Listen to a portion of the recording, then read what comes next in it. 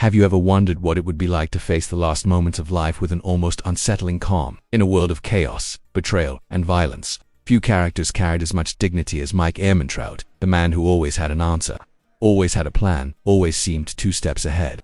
But in Breaking Bad, even the coldest and most calculated meet their end, and Mike's was striking not because of explosions or screams, but because of silence, and a line that still echoes today.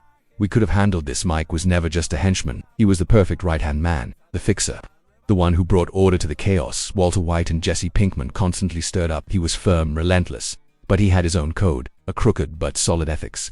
He didn't kill for pleasure, nor did he lose himself in power trips. For him, everything had to be done with surgical precision, and maybe that's why his death hurt so much. It was the result of a mistake, of uncontrolled emotion, of a Walter White already consumed by ego. The scene is loaded with symbolism. The lake in the background, nature's peace contrasting with violence, and Mike sitting, accepting the inevitable with a serenity that chills you. No begging, no rage, only the cold recognition that it all could have been avoided. And it's in that contrast that the scene becomes so powerful. Silence speaks louder than 1,000 words. Mid-video ad, and since we're talking about intense experiences, you know what else changes the way you feel every detail of a scene like this? The Apple AirPods Max, premium over-ear headphones, deliver immersive sound that lets you hear every whisper, every breath, every heartbeat as if you were inside the show. It's like turning any moment into cinema, right in your ears, back to the moment. What really makes Mike's death so striking is the weight of irony.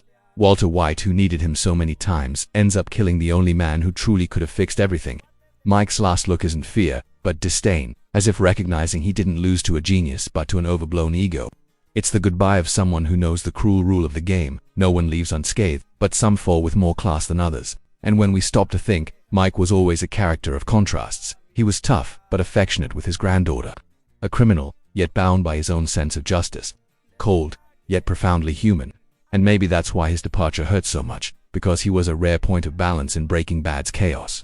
The silence of the lake, the blood flowing, and that final line were not just a character's farewell. They were also a reminder that, in the end, arrogance is what destroys even the most powerful.